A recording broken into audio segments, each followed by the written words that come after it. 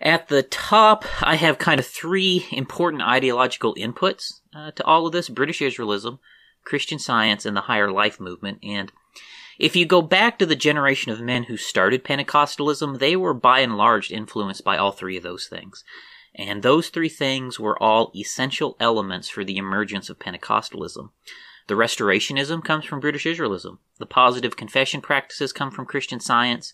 And the holiness lifestyle and teachings on salvation come from the Higher Life movement.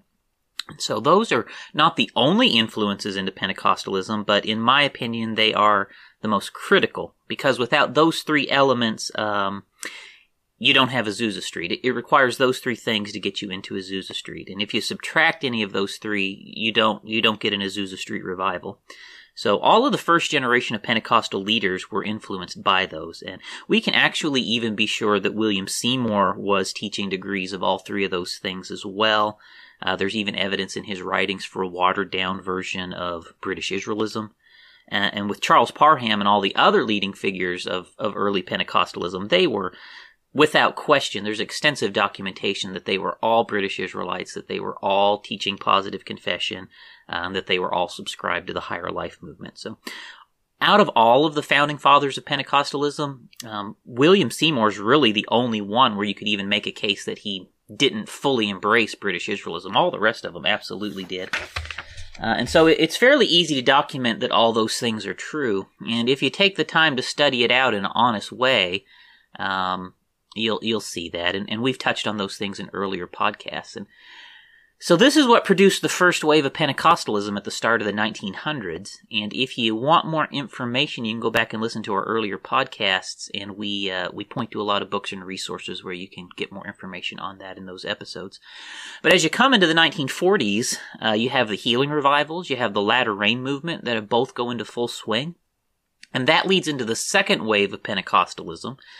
And most every historian you'll read on this will tell you that William Branham was the leading figure in the second wave of Pentecostalism. He influenced every faction coming out of the second wave. And now the healing revival during that time, which he was a leader of, was very heavily focused on miracles and positive confession being required to have those miracles. And the healing revival side of things had a very broad appeal, while the latter rain side of things had a narrow audience and maybe narrower appeal. It was broader in the theology that it created. And William Branham was also a leader in that side as well. And that's where the manifested sons of God and fivefold ministry ideas developed. And the latter rain movement reformulated elements of the British Israel ideology as the nation of Israel was founded there in the 40s. And they produced the version of restorationist teachings that I grew up with in the Message, John. And so, just to point out, British Israelism is where the message interpretation of Malachi 4, 5, and 6 comes from, for example. You know, that is a remnant of British Israel theology that made its way into the Message. And so, as mainstream Pentecostalism gradually rejected all of that, the latter rain movement and the healing evangelists, they spun off and they created the charismatic movement.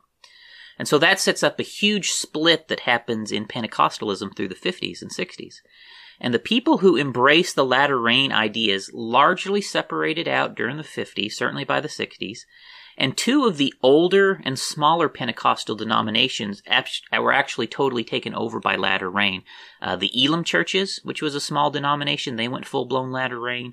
And then the Independent Assemblies of God, which had originally been called the Scandinavian Assemblies of God, which was international, they also went full-blown into latter rain. So those two denominations formed the framework for the early latter rain movement.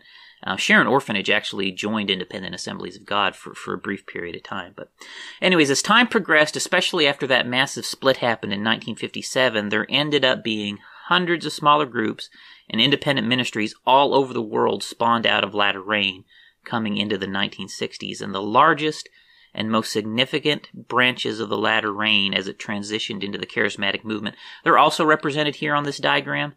And that's the part we're probably going to be looking at today. And the two branches of the charismatic movement, which we want to look at today, which are part of what's called the second wave of Pentecostalism, are the groups that were influenced by Paul Cain and the Kansas City Prophets, and then the Word of Faith movement, which was influenced by Tommy Osborne and Kenneth Hagin. And keep in mind that each node in this diagram represents hundreds of different nodes forward and backward. You've got each one created their own splinter group of the latter rain movement. Well, within that splintered as well. It is a never-ending splintered religion, forwards and backwards. And you can trace it backwards in time. I mean, many people think that mistakenly that this started, with William Seymour and Charles Parham, Dowie, and these guys. But this goes back as far as you want to trace it through time with records that we have access to see. You can go backwards almost in any direction because there's this weird influence of pagan and Christian religion that molded the characters of men throughout time. We're talking millennia back in time. And this progressed into the influence that created this. One of the most interesting for me, I went through several of these trails backwards, but one of the most interesting is the theaters of Dionysus to me, because you had this weird thing in the ancient religions that it was very much a stage act. And in the theaters of Dionysus, they would submit, I don't know how many, it was like 30 different plays that were based off of the mythologies, and they would have awards. If they selected your play, you might win an award, and I think they had 4 different plays that they presented. Maybe it was 2 times a year. I'd have to go back and look, but each play represented a new element of the mythology. And it wasn't really so much that the people even believed that this was historically accurate in their mythological way, but it was new and exciting and entertaining. The key element was it was entertaining.